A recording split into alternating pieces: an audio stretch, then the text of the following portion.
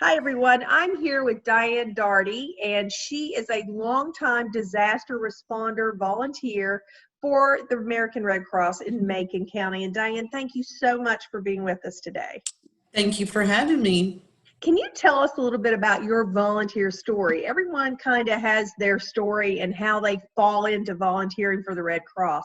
How did you start volunteering?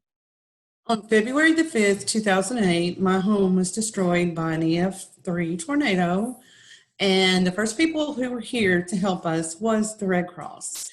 I was not familiar with them at all until that time. Every time we'd look out the door, they were there. They were feeding us. They were giving us water. They gave us money so we could get clothes. I mean, we didn't have anything. One of my things is I didn't have a toothbrush. They gave me a toothbrush. They came by one day, and there was this gentleman, I could still see his face, and all of my family was here to help me to try to salvage what we could out of my home. And he came around the back of the house and he said, is anyone hungry? And it hit me that I hadn't even ate that day. And I thought to myself, yeah, I'm hungry.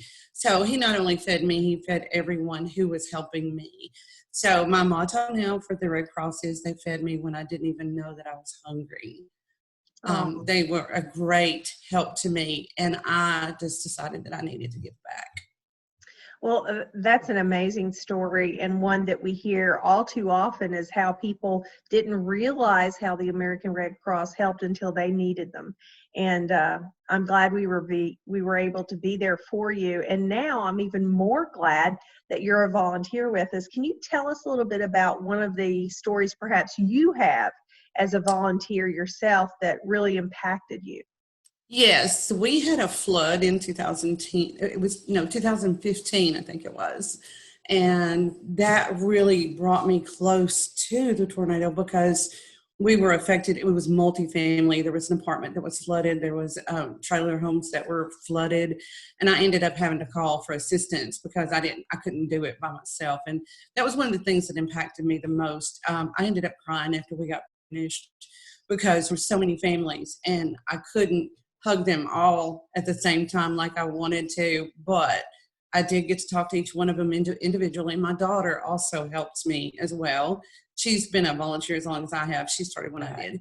So I want to be an advocate for those people. I want to help those people. Anybody who has a fire or a flood or, if they need my help, I'm there.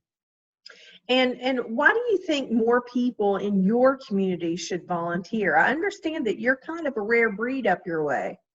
Well, the reason more people should get involved is because the people here were just as impacted as I was. There was 14 people that were killed in that tornado. And there was many, many, many homes that were destroyed. They saw firsthand what Red Cross does. I think the fear is they're afraid they're going to have to put in too much time to it. And I try to explain that you don't. It's a volunteer thing. If you say no, that you don't want to do it, you don't have to. But, I would love to see people get involved. I would love for them to be involved with this community because we are a very giving community. We all came together. We all helped each other, but the Red Cross played a huge part in our recovery. I really appreciate you taking time to talk to us today, Diane. And your story is so similar to so many other people out there that get involved with us. And especially during April, which is National Volunteer Month, we want to say thank you to you, Diane. Thank you to all the hundreds of thousands of volunteers that give their time for the Red Cross. And if you're interested in volunteering with the American Red Cross, all you have to do is call 1-800-RED-CROSS or go to redcross.org/volunteer.